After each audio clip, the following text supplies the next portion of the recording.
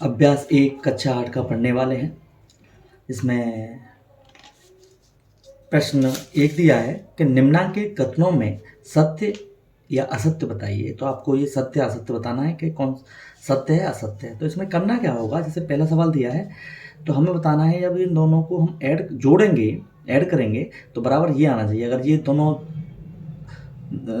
LHS बराबर RHS आ जाएगा, दायां पक्ष बराबर बायां पक्ष आ जाएगा, तो हम बता पाएंगे कि ये सत्य है या असत्य है। चलो आइए करते हैं। तो ये पहला सवाल है, जे -4/5 प्लस -4/5, ये हमारा कौन सा है? ये हमारा बायां पक्ष है।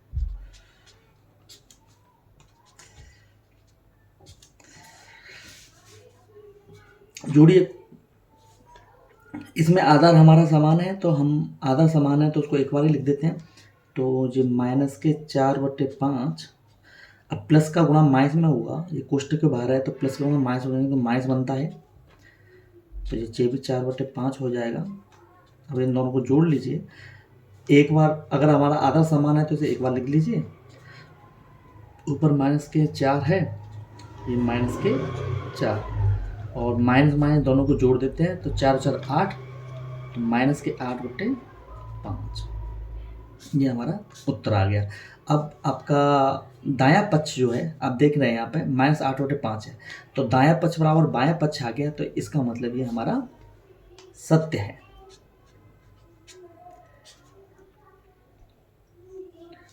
आइए दूसरा सवाल करते हैं। दूसरा सवाल कह रहा है कि -6/7 + 6 एक परमेय संख्या नहीं है। तो ये हम क्रम विनिमय में पढ़ भी चुके हैं, या फिर पहली जो प्रॉपर्टी पढ़ाई थी हमने परमेय संख्याओं के योग की, उसमें पहली प्रॉपर्टी जो थी आपकी, जो क्या थी? समवर्ग प्रगुण। तो समवर्ग प्रगुण क्या कहता है कि दो परमेय संख्याओं का योग भी परमेय संख्या होता है। तो आज हम यहाँ पे इसको प्रूव भी करेंगे। चलो देखते हैं। जैसे -6/7 प्लस के 6, तो चलो करते हैं। तो इसको -6/7 प्लस 6/1, इसे हम परमेय संख्या बना लें। अब इसके क्या क्यों अब इसके देखें, परमेय संख्या बन गई। अब हम सेकंड ऑप्शन क्या होता है, आप एक इसे हल करने का तरीका है कि आप बटरफ्लाई जो होता है ना, उससे हल कीजिए। मतलब इसका गुणा इसमें कीजिए और इसका गुणा इसमें कीजिए, और नीचे का जो उत्तर आएगा उस नीचे का गुणा नीचे कर लीजिए। चलो आइए करते हैं कैसे। -6 का गुणा किस में करेंगे? 1 में। तो -6 गुणा 1, यहाँ प्लस चिन्ह है, प्लस चिन्ह आ गया। तो अब ये ऐसा हुआ, अब इसका गुणा इसमें होगा। 7 गुणा 6 में कीजिए, 7 गुणा 6 बट्टे नीचे गुणा नीचे में, हर का गुणा हर से कीजिए, 7 गुणा 1। तो क्या आया बच्चों?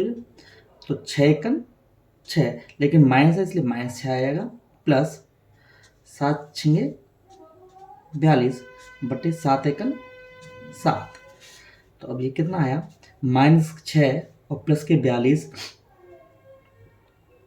प्लस के 36 हो जाएगा बटे 7, प्लस के 36, मतलब 42 में से 6 गए तो 36 बचे, 36/7, यही हमारा। अब आप बताइए क्या ये परमेय संख्या है? हाँ बिल्कुल है। ये P/Q के फॉर्म में है। परमेय संख्या की 3 कंडीशन होनी चाहिए, P/Q के फॉर्म में होने चाहिए, और P और Q एक पूर्णांक होना चाहिए। तो 36 भी एक पूर्णांक है, इंटीजर है, और 7 भी इंटीजर है। और तीसरी कंडीशन यह है कि जो उसका Q है वो 0 नहीं होना चाहिए। तो यहाँ पे Q की जगह 7 आ रहा है, तो हम कह सकते हैं एक परमेय संख्या है। और ये यहाँ पे कह रहा है नहीं है, तो ये क्या हो जाएगा? असत्य हो जाएगा। आइए अगला सवाल करते हैं। ये कह रहा है दो परमेय संख्याओं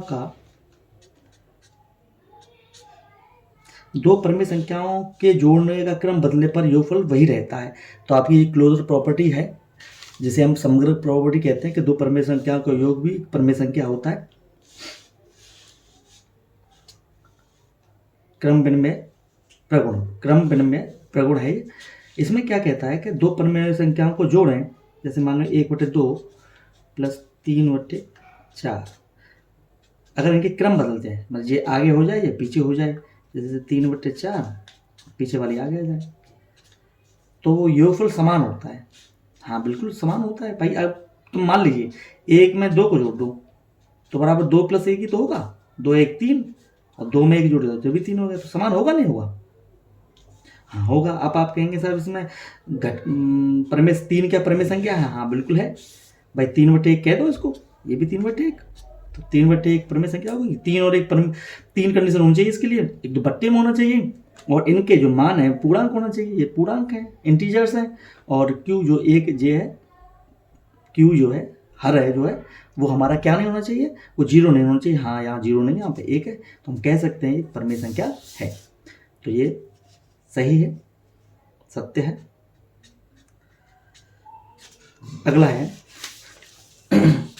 ये कह रहा है 3 प्रमेय संख्या को योगफल भी प्रमेय संख्या, 3 प्रमेय संख्या को योगफल प्रमेय संख्या नहीं होता है। ये गलत बात है भाई, जब 2 का हो रहा है 3 का भी आप करके देख लीजिएगा। मान लीजिए 1/2 + 3/4 + 5/2, मान लीजिए 3 प्रमेय संख्या है, कोई भी प्रमेय संख्या मान लीजिए, और इनको जोड़ें, और जोड़ भी आपका प्रमेय संख्या होना चाहिए। तो हम इसमें करेंगे क्या, इसके मेन काम क्या है कि हर को समान करना होता है। तो आप देखेंगे 2, इसमें 2 है हर, इसमें 4 है और इसमें 2 है, तो हम मान लेते हैं कि हमें सबको इनका जो बड़ा वाला होता है वो बनाना होता है। 2 4 2 इनका अगर लासापा ले लीजिए, नहीं तो आप भाग दे के देख लीजिए। तो इसका मतलब 2 4 2 इन सब का जो लासापा आएगा एलसीएम, वो हमारा आएगा 2 4 2।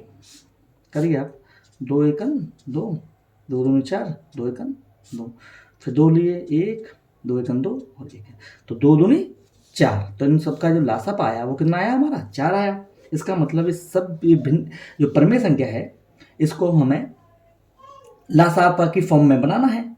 तो 4 मतलब 4 बनाना है इसका सबका। तो 4 बनाने के लिए इसमें किससे गुणा करें? सर आप कहेंगे 2 से करें। जब 2 से नीचे करें तो ऊपर भी 2 से करना पड़ेगा, यहाँ 4 है ही है तो इसमें गुणा करने की जरूरत नहीं है। और ऐसे करने के लिए 4 तो 2 का ऊपर ही 2 का ही नीचे, तो ये क्या बनेगा? 2 1 2, 2 दूनी 4 + 3/4 प्लस ये 5 दूनी 10, 2 दूनी 4। अब आपकी ये सभी हर समान हो गए तो इसे एक बार लिख लीजिए, बाकी संख्याओं को सेम जैसे जोड़ते हैं वैसे जोड़ लीजिए। 2 + 3 + 4, 2 और 3 5 और 4 9, 9/4 ये भी एक प्रमेय संख्या है, योगफल भी एक प्रमेय संख्या है। तो ये आपका असत्य हो गया भाई। यहाँ पर प्रमेय संख्या आ रही थी लेकिन यहाँ पे कह रहा है अब प्रमेय संख्या नहीं है, प्रमेय योगफल प्रमेय संख्या नहीं है, तो ये असत्य हो गया।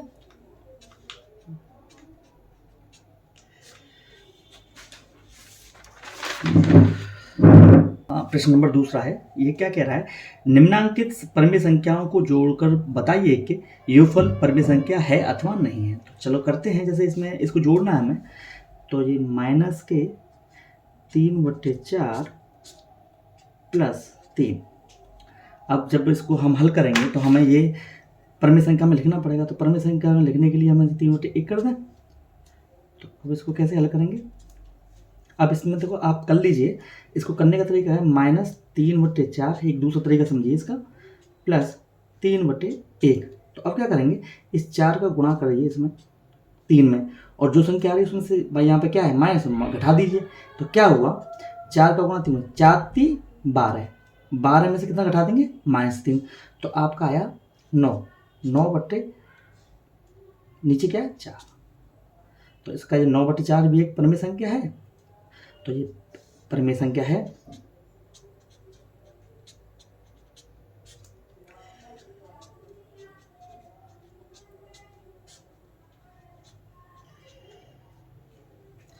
दूसरा सवाल है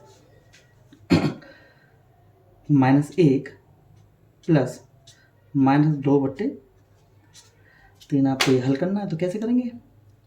आइए करते हैं सेम। 3 का गुणा माइनस में करें, 3 1 3 -3 प्लस, और प्लस का होगा माइनस में तो माइनस आएगा 2 1 2। मैंने कहा था आपको इसमें इससे गुणा कीजिए और ऊपर संख्या को जोड़ लीजिए। तो जोड़ का गुणा माइनस हो गया तो माइनस हो जाता है। तो 3 1 3 -3 हो गया, अब इसमें इसको जोड़ देंगे तो प्लस का गुणा माइनस में तो माइनस आता है बटे 3, -3 -2 -5 -5 बटे 3, ये भी एक परिमेय संख्या है भाई। -5 भी पी और बी बटे क्यू की फॉर्म में है।